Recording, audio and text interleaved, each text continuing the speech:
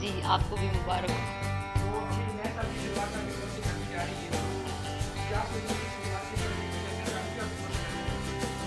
फिलहाल तो शुरुआत हल्ला बोलती हुई है ये साल, तो आई होप कि ऐसे ही मूड बना रहे थ्रू आउट द ईयर। और बिग बॉस के घर पे जा रही हूँ, डिफरेंट कॉन्सेप्ट है, 1 महीना एक्सटेंड हो गया है शो और इन लोग कुछ नया कर रहे हैं जो बिग बॉस की हिस्ट्री में अब तक हुआ नहीं है। और लकीली वाइल्ड कार्ड में उनके एक्स कंटेस्टेंट्स ही जा रहे हैं, तो उम्मीद करती हूँ कि बहुत एक्साइटिंग होगा। और किसी को जानती नहीं हूँ, पिछली बार की तरह ही जब मैं सीजन में थी, अभी भी मैं किसी को नहीं जानती हूँ अंदर। सो आई होप कि मैं वो एक क्या कहते हैं, वो रिलेशन स्ट्राइक कर पाऊँ लोगों के साथ, वो कॉर्ड के मैं लोगों से घुल मिल जाऊँ जल्द से जल्द। और फिर देखते हैं क्या होगा। काफ़ी एक्साइटिंग है ये सीज़न। तो अब 5 जन और नए जा रहे हैं, तो देखते हैं कितना कुछ अलग होने वाला है।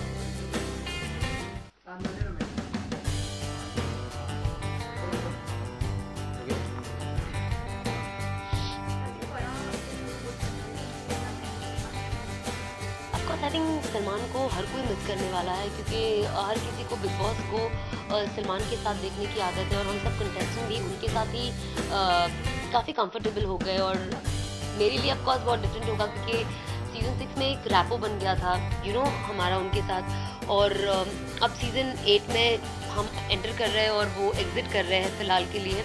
तो डेफिनेटली हम ऐसे कुछ जोक्स होते हैं जो को रिलेट नहीं कर पाएंगे। लेकिन I think Farah Khan is also amazing host, और उनका सेंस ऑफ ह्यूमर बहुत अच्छा है। वो भी थोड़ी सी विटी है और बहुत आउटस्पोकन है। उनके व्यूज़ बहुत ओपनली देती है वो हर किसी को। तो आई थिंक मज़ेदार ही रहेगा फराह खान के साथ भी। और आई एम श्योर कुछ ना कुछ ज़्यादा एक्साइटिंग ज़रूर होगा, क्योंकि उनके कमेंट्स जो होते हैं ना, वो बहुत फ़नी होता है। तो मुझे देखना है कि वो हमको किस तरीके से कैसे एक्सप्लेन कर पाएंगे कि क्या करना है, कैसे करना है।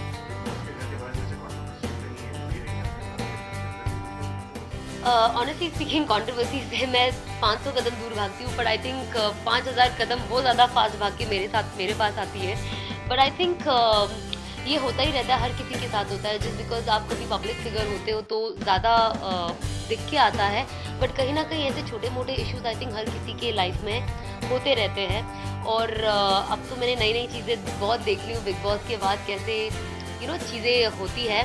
बट मेरा मेन फोकस है कि मैं जब घर के अंदर जाऊं, जिस तरीके से लोगों ने मुझे सीजन 6 में पसंद किया था, जो मेरा नेचुरल नेचर है वही मेंटेन कर पाऊँ। जस्ट बिकॉज मुझे 1 महीना शो में रहना है, मैं कुछ ऐसी साइको हरकतें ना करूं और नॉर्मल रहूं, नॉर्मल तरीके से जाऊं और अच्छी तरीके से वापस आऊं। That's it.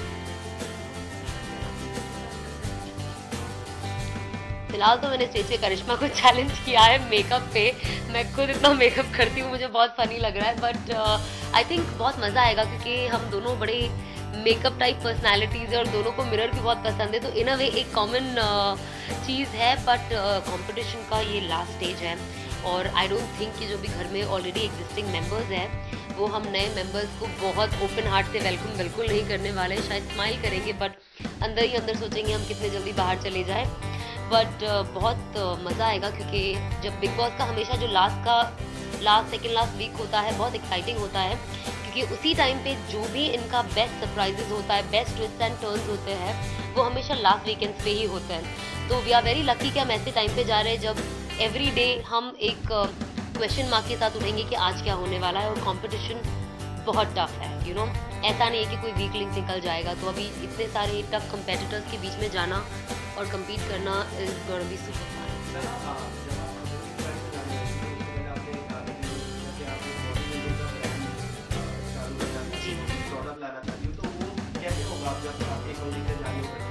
नहीं, वैसे भी मेरा जो प्रोडक्ट लॉन्च है वो जून में ही होने वाला है।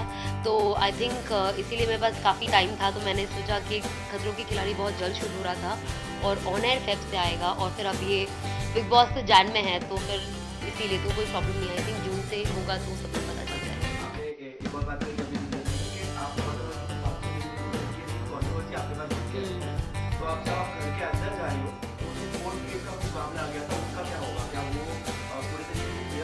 ऑफकोर्स पूरी तरीके से क्लियर हो चुका है। इनफैक्ट मैंने जर्नलिस्ट को भी कहा है, बट क्या होता है ना, बहुत कम जर्नलिस्ट होते हैं जिनको राइट न्यूज़ लिखने की आदत होती है, बाकी सबको कॉपी पेस्ट की आदत हो गई है कि इसने ये डाला तो उसको कॉपी करो और पेस्ट मार दो बिना किसी इन्वेस्टिगेशन के।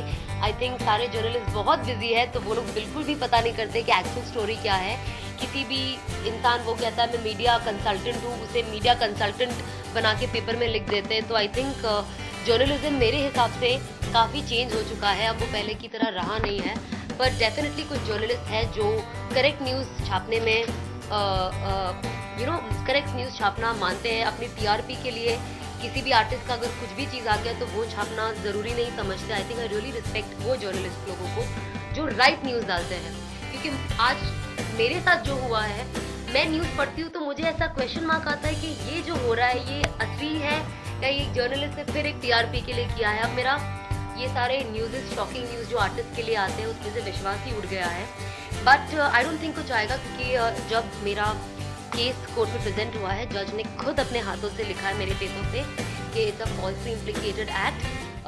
और इनफैक्ट इंस्पेक्टर को भी कहा गया था कि आपने एक केस कैसे लिया। आई डोंट सी किसी भी वुमेन की मॉडेस्टी जाते हुए कहीं पे भी, एंड आई डोंट थिंक कि मेरे ऐसे दिन आ गए बुरे कि मैं 50 साल की ओल्ड आंटी को मोलेस्ट करूं। मेरे पास अभी भी बहुत टाइम है। तो आई थिंक आजकल ये लोगों ने पैसे कमाने के नए ट्रिक्स निकाल लिए कि घर पे जाओ, किसी की मम्मी बन जाओ, मासी बन जाओ, पैसे ले लो, खुद ही कौन करो और फिर सामने वाले को मोलेस्टर बना दो, और दैट्स इट। तो आई थिंक मुझे डरने की कोई ज़रूरत नहीं, मेरे पास सारे पेपर वर्क, हर चीज़ क्लियर है, और जब कुछ किया नहीं तो डर किस बात का, वहाँ पे भी हम हल्ला बोलेंगे। Thank you.